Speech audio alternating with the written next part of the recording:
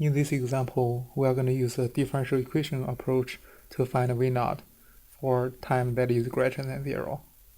We know that using differential equation approach to solve this problem, we need to first find the differential equation from the circuit when time t that is greater than 0. From this differential equation, we will be able to find the steady state value as well as a time constant tau.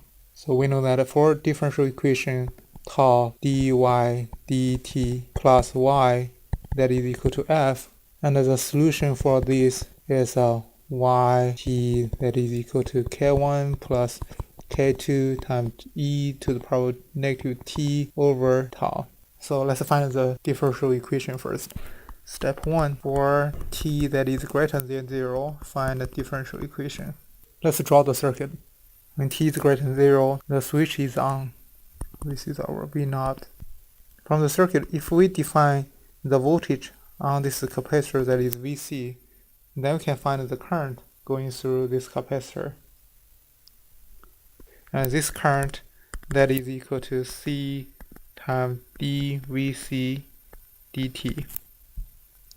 And if we know the current going through that branch, we also know V0, because V0 t that is simply IT times the resistance 2 kilo ohm, or we simply write it as a 2 times I. We do know that a current I is a function of time t. So in this circuit, we can use the nodal analysis to write a differential equation. We can define this node as reference node, and so that we know that this node have a nodal voltage of 12 volts. We can define this node as node A. Now we can write a Kcl equation at node A.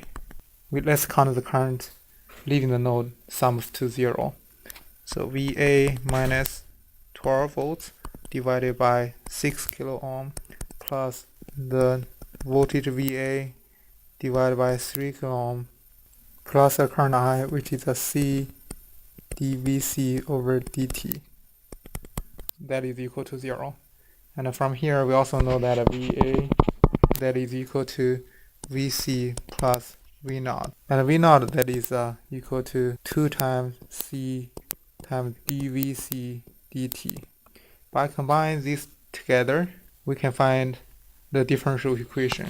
That is 4C times dVc dt plus Vc that is equal to 4. So we have already put this into a standard form. From this standard form, we know that this is our tau, and this is our K1, which is a steady state value. So the only thing missing is the initial condition, or K2. So let's find the initial condition. Step 2, find initial condition Vc 0 plus. And from the continuity property, we also know that Vc 0 plus that is equal to Vc 0 minus. And this is the continuity property. To find a Vc 0 minus, we need to look at the circuit before the switch that is put on. So before the switch is flipped on, we have a circuit like this, and when there is no power supply in the circuit, so Vc 0 minus that is equal to 0. So step 3, we can solve all the unknowns from the differential equation. So we can find Vct. Since we already know that tau that is equal to 4C, and a K1 that is equal to 4, and a K1 plus K2 that is equal to 0, which is the initial condition. We can further find K1 is equal to 4, K2 that is equal to negative 4, and a tau that is equal to 4C that is equal to 8 times 10 to the power of negative 4 second. And these are in volts. Step 4, we can find V0. And we already know the relationship between V0 and current IT. So V0 that is equal to 2 times current IT, and a current IT that is C times dVc dt.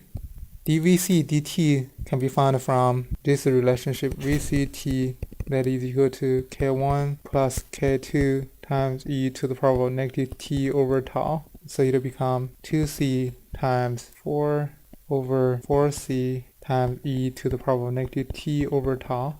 that will give us the final answer, which is 2 times e to the power of negative t over tau for t that is greater than 0, where tau is equal to 8 times 10 to the power of negative 4 seconds.